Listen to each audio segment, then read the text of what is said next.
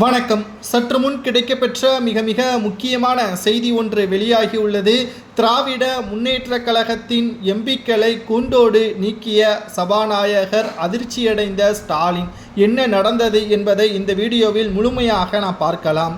மக்களவை கூட்டத்தொடரில் பாதிக்கு மேல், அதாவது 3 நபர்களுக்கு மேலாக மக்களவையில் திமுகவின் எம்பிக்கள் கலந்து கொள்வதில்லை என்றும், இதனால் மக்களவை கூட்டத்தொடரில் அவர்கள் காணாமல் போவதால் மக்களுக்கு தேவையான வசதிகளை எப்படி அவர்களால் பெற்றுத்தர முடியும், இவர்கள் எதற்காக தேர்தலில் போட்டியிட்டு மக்கள் இவர்களை வெற்றியடைய வைத்தார்கள், இவர்கள் கேண்டீனில் உட்கார்ந்துவிட்டு பஜ்ஜி வடைகளை சாப்பிட்டு விட்டு நன்றாக தூங்கிவிட்டு தமிழகத்திற்கு செல்லவா வந்திருக்கிறார்கள் என்றும் மீண்டும் ஒருமுறை இதற்கு கடைசியாக எச்சரிக்கை விடுவது போல் சபாநாயகர் கூறியுள்ளார். நடக்கக்கூடிய மக்களவை கூட்டத்தொடரில் அனைத்து எம்பிக்களும், திமுகவை சார்ந்த அனைத்து எம்பிக்களும் கட்டாயமாக கலந்து கொள்ள வேண்டும் என்று திமுகவின் கொறடாவிற்கு உத்தரவுகளை பிறப்பித்திருக்கிறார் சபாநாயகர். இந்த நிலையில்தான் சபாநாயகர் கொறடாவிற்கு உத்தரவு பிறப்பித்ததை பற்றி இந்த வீடியோவில் முழுமையாக நாம் பார்க்கலாம். அதானி முறைகேடு விவகாரத்தை தீவிரமாக எடுத்துள்ள எதிர்க்கட்சிகள் இது குறித்து நாடாளுமன்றத்தில் விவாதிக்க வலியுறுத்தி வருகின்றனர். ஆனால் இந்தியா கூட்டணி ஒட்டுமொத்தமாக கலந்துள்ளன. ஆனால் திமுகவின் கூட்டணிகள் மற்றும் திமுகவின் எம்பிக்கள் மட்டும் இதில் கலந்து கொள்ளவில்லை.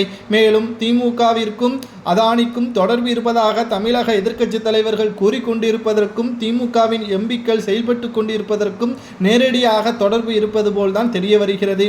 ஏனென்றால் தவறு செய்ததன் காரணமாகத்தான் அதை மழுப்புவதற்கு திமுகவின் எம்பிக்கள் தற்பொழுது மக்களவையில் கலந்து கொள்ளாமல் அதற்கான ஆதரவுகளையோ எதிர்ப்புகளையோ தெரிவிக்காமல் தற்பொழுது கால நீடிப்பு செய்வதால் நாட்கள் தொடர்ந்து கொண்டே செல்கிறது. இதை எப்படியாவது இவர்களை வர வைக்க வேண்டும் என்பதற்காக சபாநாயகர் இந்த முடிவை எடுத்திருப்பதாகவும் தெரிய வருகிறது.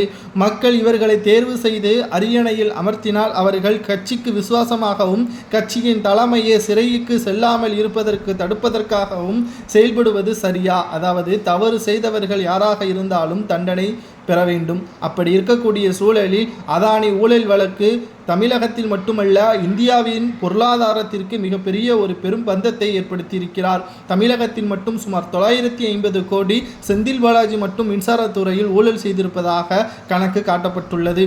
அதை எப்படியாவது மறைப்பதற்குத்தான் திமுகவின் எம்பிக்கள் மக்களவைக்கு செல்லாமல் காலத்தை கடத்துவதாகவும் சபாநாயகர் தெரிவித்திருக்கிறார்.